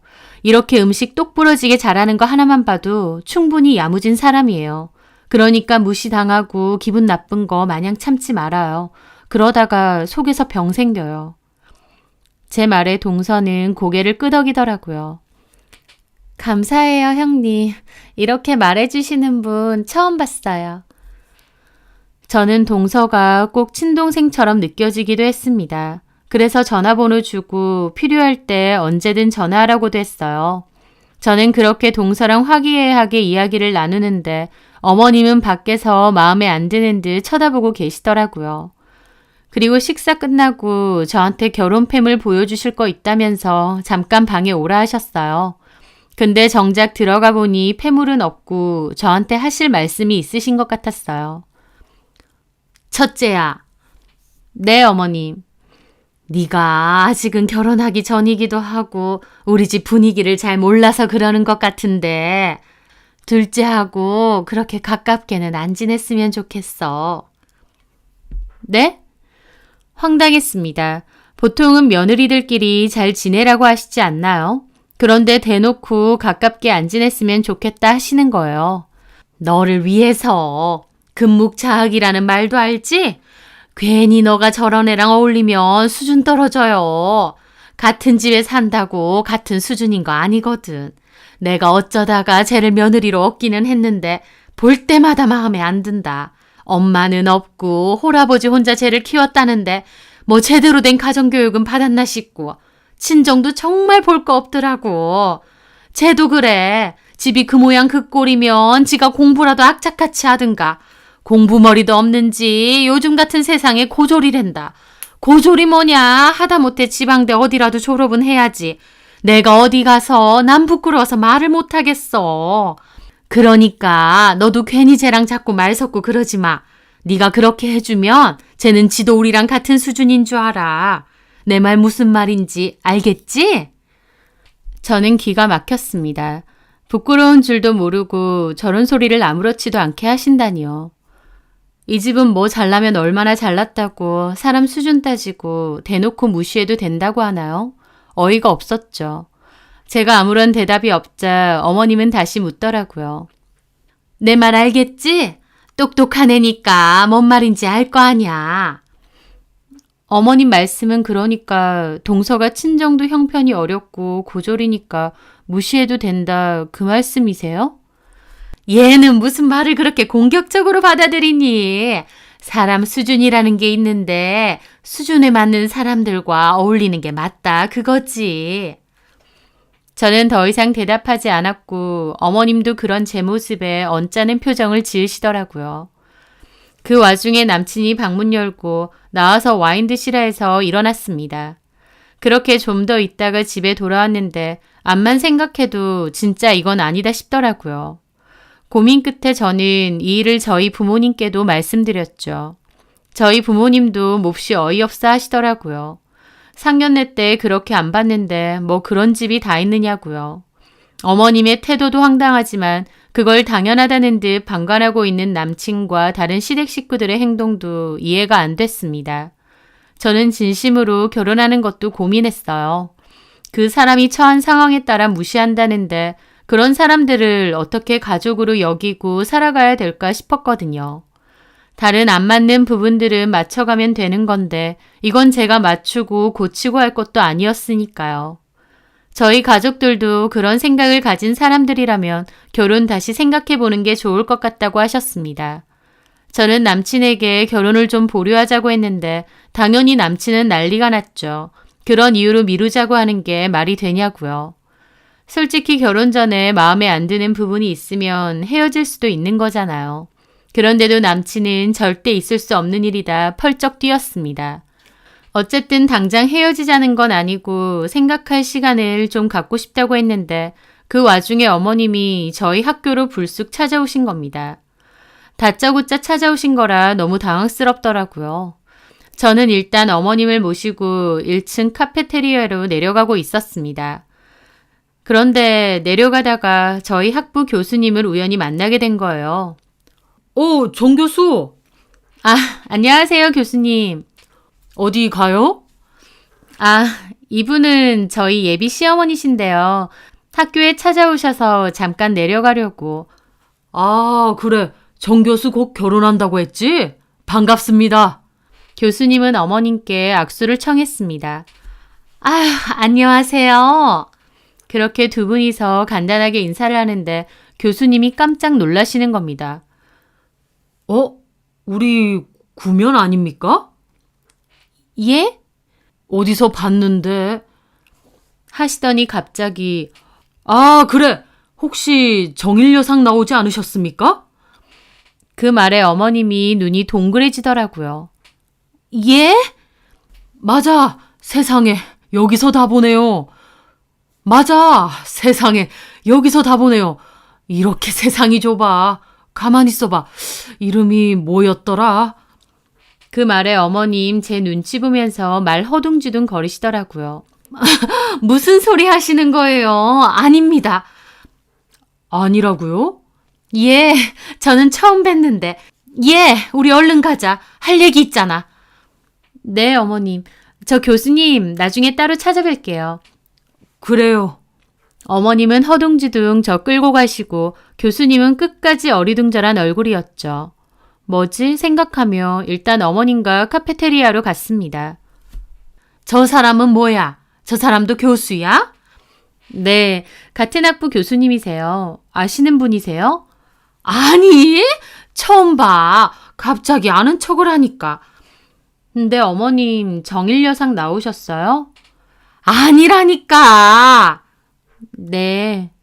근데 너 결혼 보류하자고 했다며? 들어보니까 내가 둘째를 너무 무시하고 함부로 말한다고. 저는 그 말 들으면서 남친이 저렇게 전했나 싶더라고요. 나 이해가 안 된다. 그게 너랑 뭔 상관이야? 내가 너한테 그랬니? 누구한테 그런 게 중요한 게 아니라 동서도 같은 식구잖아요. 내가 그때 알아듣게 말했잖아. 같은 집에 산다고 같은 수준 아니라고. 너는 교수식이나 된다는 애가 왜 말귀를 못 알아먹어?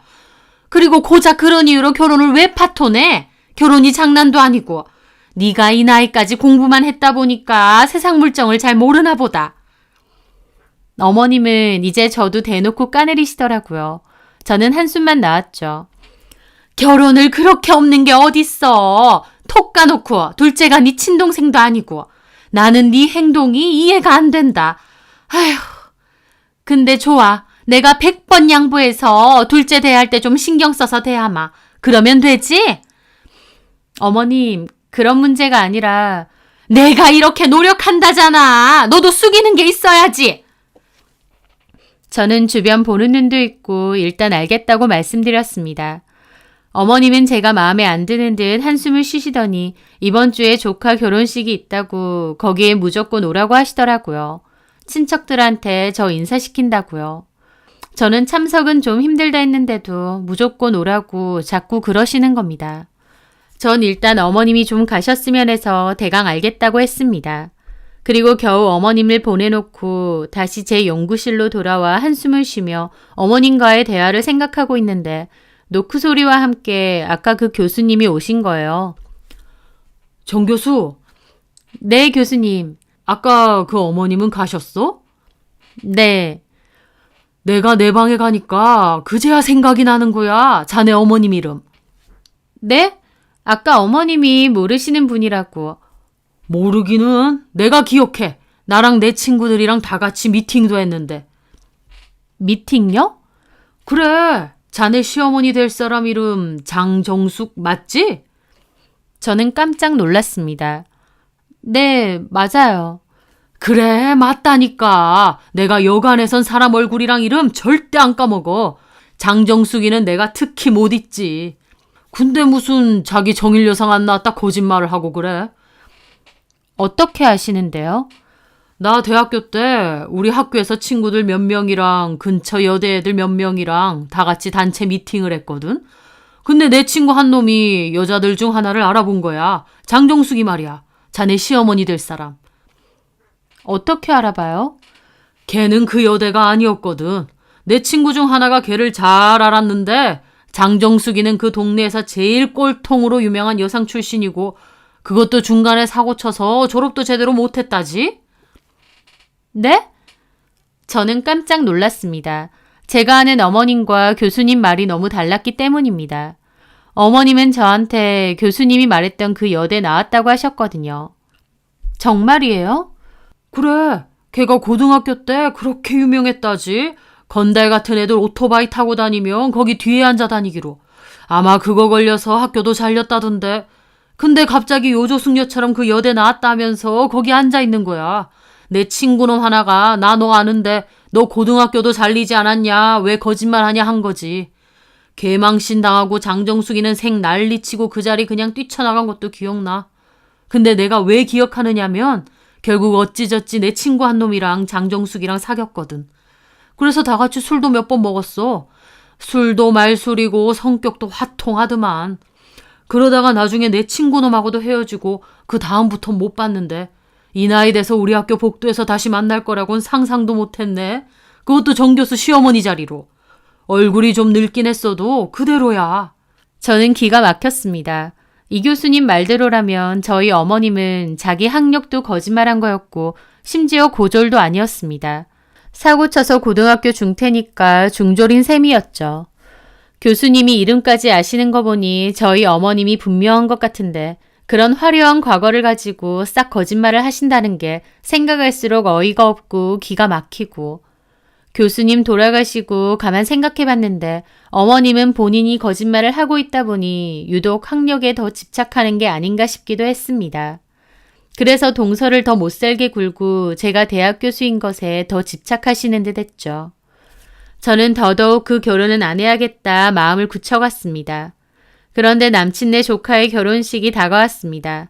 저는 당연히 안 가려고 했는데 남친은 지금 출발한다고 문자 보내더니 마음대로 집 앞까지 데리러 온 겁니다. 저는 좋다. 오늘 가서 완전히 끝내겠다 생각하며 차에 올라타고 결혼식에 갔어요. 어머님은 제가 오자마자 친척분들에게 제 자랑을 하더라고요. 특히 시고모 분들에게요. 곧 결혼할 우리 첫째 며느리예요. 국립대에서 교수하고 있다는. 아휴, 우리 올케가 그렇게 자랑을 하더니 드디어 실물 보네. 둘째는 영 탐탁치 않아 하더니 첫째는 교수 며느리였네.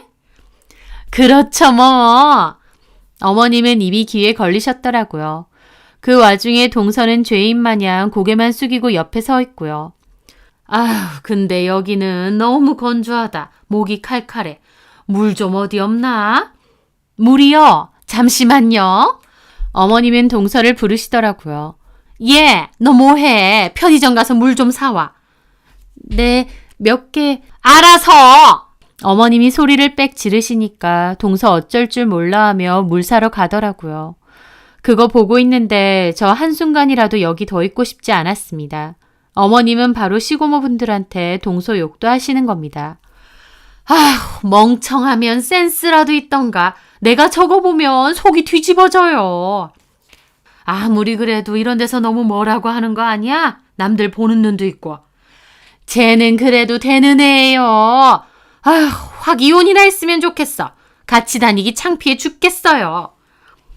잠시 후에 동서가 물을 3개 사들고 왔어요. 잘 사왔는데 또 뭐라고 하시는 겁니다.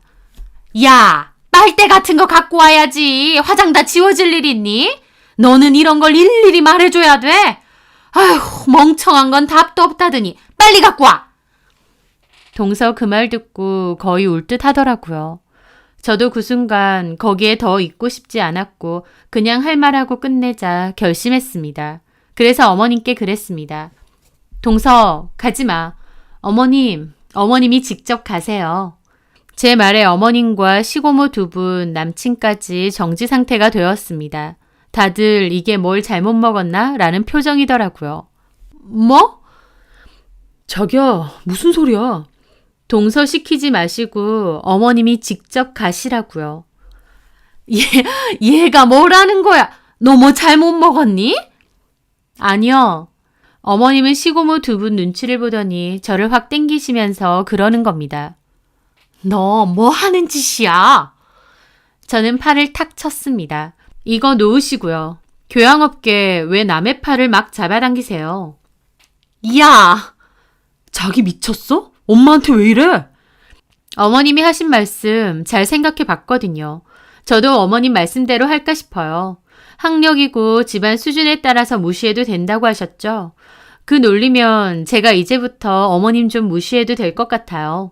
어머님 중졸이시잖아요. 고등학교 중퇴. 그것도 사고 쳐서. 제 말에 어머님이 입 떡 벌어지고 뒤에 시고모님들까지 놀라시더라고요. 저게 뭔 소리야? 아니에요. 너 미쳤니?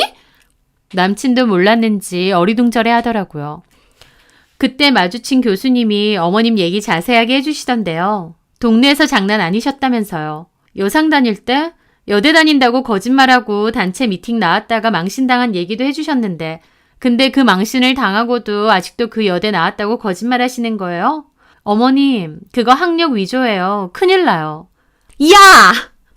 어머님이 소리를 질러서 그 결혼식장 홀에 있던 사람들까지 다 쳐다볼 정도였습니다. 엄마, 진짜야? 엄마 거기 나온 거 아니야?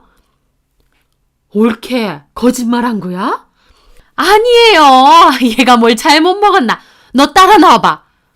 아니요. 싫어요. 어머님이 왜 저보고 나오라 말아 명령질이세요. 그리고 동서, 앞으로 동서도 어머님 무시해도 돼. 어머님은 중졸이시거든. 동서가 더 학력 좋아. 제 말에 동서도 어쩔 줄 몰라 하더라고요. 어머님은 얼굴까지 벌개져서 폭발하기 직전이고 당장이라도 저한테 덤벼들 눈치셨습니다. 너 뭐 하는 짓이야? 어머님한테 배운 대로 한 건데요. 야! 뭐 이런 또라이 같은 게 다 있어. 내가 너 교수라고 오냐오냐 해주니까 사람이 우스워 보여? 네, 우스워 보여요. 어머님도 그렇게 자랑할 만한 학력은 아니신 것 같은데 다른 사람 무시하고 수준 운운하시는 게 우스워요. 야! 자기야, 아무리 그래도 엄마한테 말이 너무 심한 거 아니야? 그래? 그럼 그만하지 뭐. 솔직히 수준 차이 너무 나서 이 결혼 언제 엎어야 되나 했거든. 이쯤에서 그냥 엎자. 나는 가볼게. 저는 그렇게 말하고 가려는데 어머님이 화가 머리 끝까지 나서 갑자기 제 옷을 확 잡아당기시는 거예요. 저 그 순간 어머님한테 맞는 줄 알았는데 갑자기 동서가 어머님 팔을 확 잡고 말리더라고요. 야! 너 안 나? 못 나요. 그만하세요. 이것들이 진짜! 그전에는 아무 말 못하고 밟으면 밟는 대로 가만히 있던 동서가 저 맞을까봐 어머님 팔을 있는 힘껏 붙잡고 있는데 그 순간 말로 할 수 없는 감정이 들더라고요. 저는 어머님 떠밀고 동서 챙겼습니다. 어디 한번 손대보세요. 바로 경찰 신고하고 콩밥 먹여줄 테니까. 동서는 저보고 얼른 가보시라고 했는데 동서한테 미안하기도 하고 발걸음이 잘 안 떨어지더라고요. 깽판은 제가 치고 동서가 그걸 감당할 수 있을까 싶기도 했고요. 하지만 사람들도 다 쳐다보고 동서도 저보고 자꾸 가라 그래서 일단 그 결혼식장을 빠져나왔습니다. 솔직히 속 시원하긴 한데 한편으론 동서가 너무 눈에 밟히고 걱정되더라고요. 그렇게 식장을 나오는데 남친이 어느덧 따라 나와서 저한테 따지는 겁니다. 미쳤어? 일부러 이런 거야? 그러게 안 간다는데 왜 집 앞에서 기다리고 있느냐고. 진짜 또라이네. 그 말에 코웃음 쳤습니다. 내가 또라이면 너나 너네 식구들은 더 또라이 사기꾼이야. 야, 너 교수라고 우리 집에서 대접해주니까 뭐라도 된 줄 아냐? 너하고 너네 가족이야말로. 뭐라도 된 줄 알고 사람 무시하니? 진짜 웃기지도 않아. 너 뭐 돼? 와, 진짜 수준 떨어지네. 야, 됐다. 네 수준 잘 받고 너랑은 끝이다. 이제 끝내줄 마음 먹은 거야? 그래, 고마워. 너네 집 수준에 꼭 맞는 사람 만나길 바래. 아, 학력 위조하는 건 아닌지 꼭 확인해 보고. 저는 그렇게 말하고 자리를 떠났습니다. 등 뒤에서 욕지거리도 좀 들렸지만 무시하고 갔죠. 그렇게 저는 유치하게 한바탕 거나하게 싸우고 그 남자와 끝을 냈습니다. 누군가는 그러더군요. 저한테 그런 것도 아닌데 왜 오지랖이냐고요. 하지만 상황이 좋다고 잘 대해주고 상황이 안 좋다고 막대하는 그런 사람들을 어떻게 가족으로 여기고 살아가나요? 제 상황이 달라지면 저한테도 똑같이 그렇게 할 사람들일 텐데요. 또 어머님도 본인이 하는 행동이 어떤 건지 조금이나마 직접 겪어보시라고 일부러 그런 것도 있습니다. 그래봤자 못 깨달으시겠지만요. 남친하고 끝낸 건 괜찮은데 남아있는 동서는 걱정이었어요. 그런데 그 후 동서로부터 전화를 받게 되었습니다. 저희 학교 근처라고요. 제가 급히 가보니까 동서는 캐리어까지 싸들고 있더라고요. 급하게 근처 카페에 들어가서 자초지종 들어보니 그 결혼식 일로 M1 동서한테 화풀이 엄청 하셨대요. 저 가만 안 두려고 했는데 왜 자기 말리느냐 하면서요. 동서도 그전까진 무시하니까 그냥 무시받고 살았는데 제 얘기 듣고 생각이 많아졌었답니다. 그런데 시어머니가 계속 그렇게 나오니까 내가 여기서 왜 이걸 참고 있어야 되나, 뭐 좋은 꼴 보려고 여기서 식모 노릇 자처하고 있나 싶더래요. 그래서 그냥 밥상 제대로 엎어버리고 이혼하겠다 지르고 집 나왔답니다. 저는 너무 잘했다고 폭풍 칭찬했습니다. 부려먹고 무시하고 깔보기만 하는 그런 것들이 무슨 가족인가요?